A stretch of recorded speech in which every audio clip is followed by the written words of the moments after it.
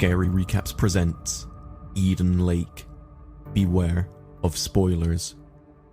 Nursery school teacher Jenny and her boyfriend Steve escape for a romantic weekend at an idyllic remote lake somewhere in the green English countryside. They meet a young boy along the way who is reluctant to talk to them. When they arrive at the beach, they attempt to have a relaxing day, but a group of teenage delinquents and their dog appear. Steve stubbornly decides that he would much rather stay put, enduring their loud music and obnoxious dog, than be bullied by them into leaving. They stay overnight in a tent, and in the morning discover that their food has been infested with insects. They are hungry and return to the car to find some place to eat, but, unfortunately, they run over an empty bottle the hooligans left behind. Steve luckily manages to fix the tire, and they set off for the town. While in town, Steve sees the unruly teens riding around on their bicycles and angrily follows them. Unable to keep track of them, Steve finally gives up and they go looking for some breakfast. In the diner they settle for, Steve asks the waitress if she has seen the kids riding around on their bikes. The waitress jokingly asks them if they have been terrorizing Steve and Jenny. Steve laughs, states that they have only been hassling them, and says that he wanted to inform their parents they had punctured his tire. The waitress then becomes strangely defensive, saying, "Not my kids."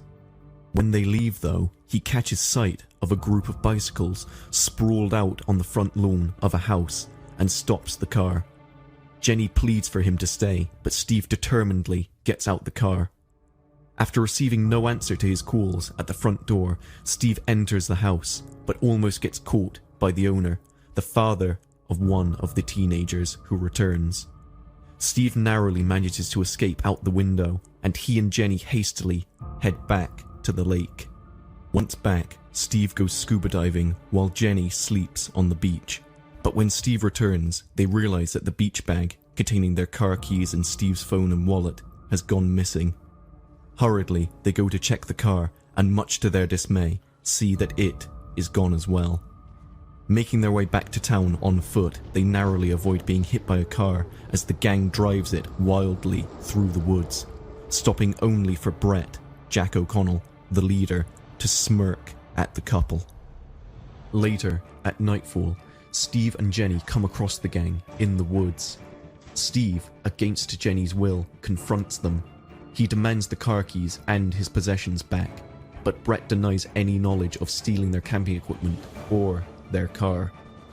Unfortunately for him, the phone goes off in his pocket, prompting a scuffle, during which one of the boys produces a knife. Steve manages to grab the knife, but in the confusion ends up stabbing, fatally, Brett's dog. Brett, saddened by his dog's death, throws the car keys to the ground and tells them to leave. Steve and Jenny find the car and start driving away, but get stuck on a steep slope. Meanwhile, Brett has decided he wants retribution, and the gang catch up with them and start throwing rocks at the car, breaking the windshield and smashing the headlights. Terrified, Steve and Jenny luckily manage to get the car moving again, but with the headlights out, Steve crashes the car. Finding himself trapped by a tree branch which has come through the windscreen, he tells Jenny to run and to try and find help.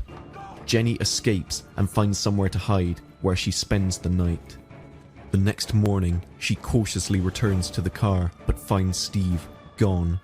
Following a trail of blood, she comes across the gang in a small clearing, with Steve tied up with barbed wire. She watches in horror as the boys, goaded by Brett, take turns torturing Steve with their knives, as Paige, Finn Atkins, the gang girl, is told to record the whole thing on her phone. Realizing they're about to kill him, Jenny uses the Bluetooth on her GPS to connect with Steve's phone. Brett notices this, realizing she must be close, and orders the gang after her. Jenny flees, the gang close behind her on their bikes. This allows Steve to free himself from the barbed wire, and he also sets off running. Jenny evades the gang and eventually finds Steve injured and bleeding heavily. She helps him to a shack where she tries to treat some of his wounds. She finds a wedding ring in Steve's clothing and tells her that he'd planned to propose. The gang turns up and enter the shack, but they find nothing, as Jenny managed to conceal both herself and Steve underneath the construction in the water. The group leaves and Jenny pulls Steve out of the water.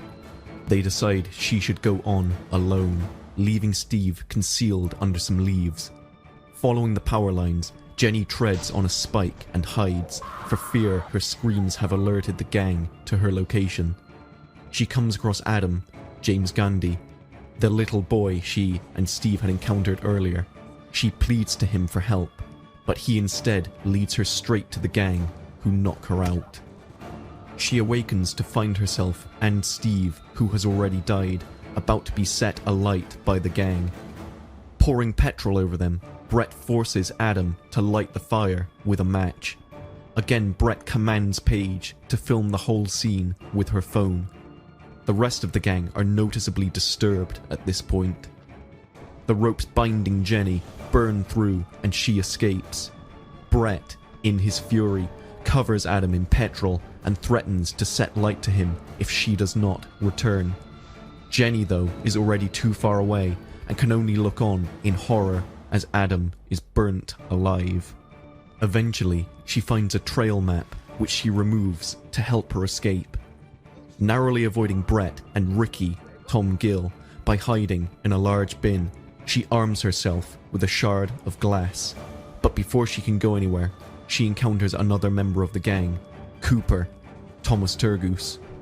Having realized things have gone too far, Cooper seems as if he is about to offer her his help, but Jenny stabs him with the glass before he can do so. Although the shock of what she has done immediately strikes her, she can do nothing but hold Cooper as he dies in her arms. Finding the body, Paige screams, bringing Brett running.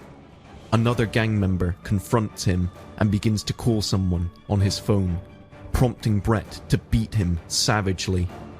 Paige then runs off, terrified by Brett's seemingly uncontrollable brutality. Meanwhile, Jenny finally reaches the road, managing to flag down a van. She gets in, telling the driver she has been attacked. Worried, the driver explains he is looking for his brother, who is also in the forest. His brother, Ricky. The driver stops the van and leaves the keys in the ignition. Jenny, scared that she will be caught again, resolves to steal the van and speeds off towards town, running over Paige as she does so. She makes it to town, only to crash into the front garden of a house. She makes her way to the back of the house and finds a party in progress. She pleads for help and collapses. Coming to, she finds herself inside the house with a woman comforting her. As she looks around and listens to the phone call the parents received from their children, she realizes that she is, in fact, in Brett's house and asks to be shown to the toilet. Brett's father, at this point, notices the van crashed on the lawn. Finding no escape, Jenny arms herself with a razor. As the commotion builds outside, the door is kicked in and she is confronted by Psycho Brett and his psycho father, along with the other partygoers, some of them the parents of the other gang members, including the waitress from the cafe. Jenny realizes that the gang's parents are just as psychotic and murderous as their kids, and they hide and protect them from prosecution. Brett's father orders Brett to his room violently as he and another parent push Jenny back into the bathroom. As the film closes, Brett deletes the videos from Paige's phone, looks into his mirror, and makes a very evil smile as Jenny's screams ring from downstairs as she is beaten and killed by his and other evil parents of the evil gang members.